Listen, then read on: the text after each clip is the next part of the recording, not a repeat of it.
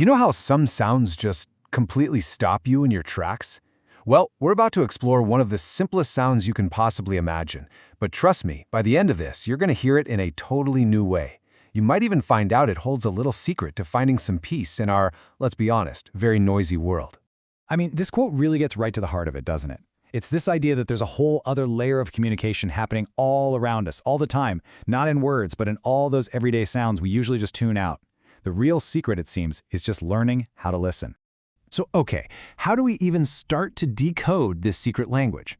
Well, we can actually kick things off with a concept you probably learned way back in school, but maybe haven't really thought about since. Onomatopoeia. Yeah, remember that one? It's our most direct attempt to translate the world's sounds into our language. I mean, think about it. A bee doesn't literally say the word buzz, right? But that word is our best shot at capturing the feeling, the essence of that sound. It's the simplest little bridge between their world and ours. And what's so cool is how this goes so much deeper than just being clever words. The sizzle of bacon in a pan, the crunch of leaves under your feet, the click of a door you know well. These sounds, they're tied directly to our emotions, to our memories. They're like these tiny pieces of our own human story. But we can only hear them if we slow down enough to actually listen. So, if these everyday sounds can pack so much meaning, could one of them become a really powerful tool for us personally? Let's dig into a little case study in Calm and see how a single, simple sound can have a huge effect on our emotional state. Okay, before I flip to the next slide, just take a second and think about it for yourself. What sound is that for you? Is it waves at the beach? A crackling fire? Just hold that thought for a moment. For a lot of people, the ultimate calming sound is heavy rain. And I'm not talking about a light drizzle here, but a real downpour. The reason why this works so well is pretty fascinating. So here's the key idea. The sound of heavy rain acts like an external signal. It basically sends a message to your brain that says, hey, you can't really do much outside right now. The pressure's off. It's like this unspoken permission slip to just slow down, maybe pick up a book, to just be.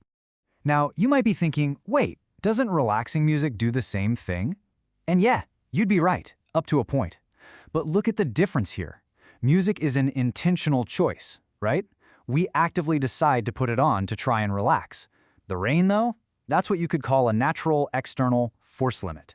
It imposes rest on us, and that just feels fundamentally different. And this, right here, brings us to the absolute core insight of this whole thing. It's a beautiful paradox, really. We're about to explore the idea of finding freedom in limitation.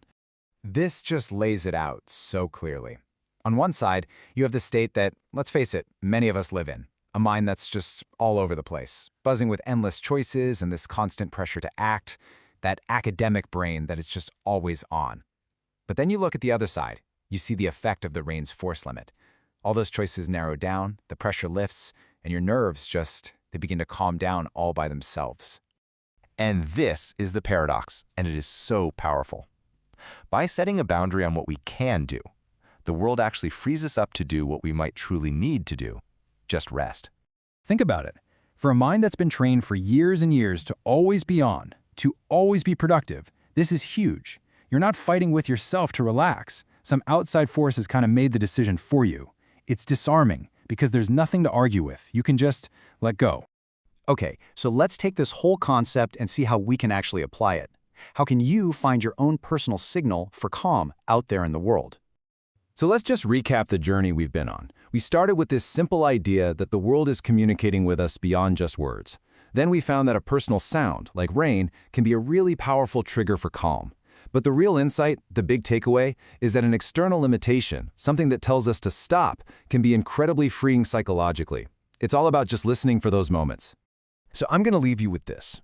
The next time you're feeling totally overwhelmed, maybe the answer isn't to push even harder, but to just listen a little closer. Listen for your own version of the rain.